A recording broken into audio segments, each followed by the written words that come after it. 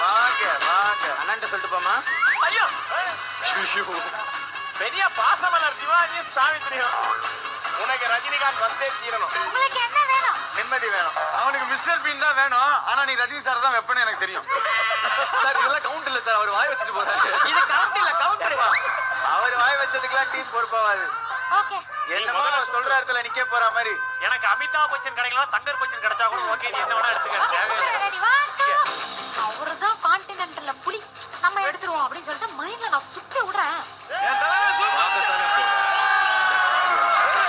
பையன் ஷாக்கு, மூஞ்சிலாம் மாறிச்சு.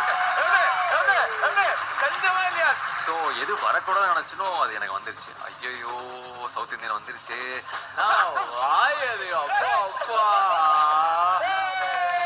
ஆண்டவன் இருக்கா, ஆண்டவன் ஆண்டவனே நம்ம பக்கம். அது என்ன வாய் மாஸ்டர் உங்களுக்கு. ஆனா எனக்கு என்ன சந்தோஷம் தெரியுமா, இவ்வளவு சிரிக்கிறாரு. சைனீஸ் தலைவருக்கு வந்திருக்கு, அதை நினைக்கும் போது எனக்கு எவ்வளவு சந்தோஷம் இருக்கு தெரியுதா. அது உன்ன சந்தோஷம் இருக்கு எனக்கு. மேகாலயில வந்து என்ன வச்சவடா, மேகாலயால மேசராசிக்காரனுக்கெல்லாம் வந்து மெத்த வித்தவன். நான் பாத்துறேன், இன்னைக்கு பாத்துடலாமா?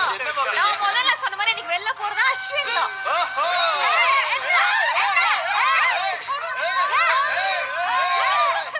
பேச்சா இருக்கணும். ஸ்கெட்ச். இப்போ டிஷ்ஷுக்கான நேரம். இந்த டிஷ் எப்படி பாத்தீங்கன்னா கோமாளிகளை வெச்சு செய்ய போறாங்க. இதுவரை எப்படி செஞ்சீங்க? அந்த ட்விஸ்ட் இது. சைத்தான் சைக்கிள்ல வருது.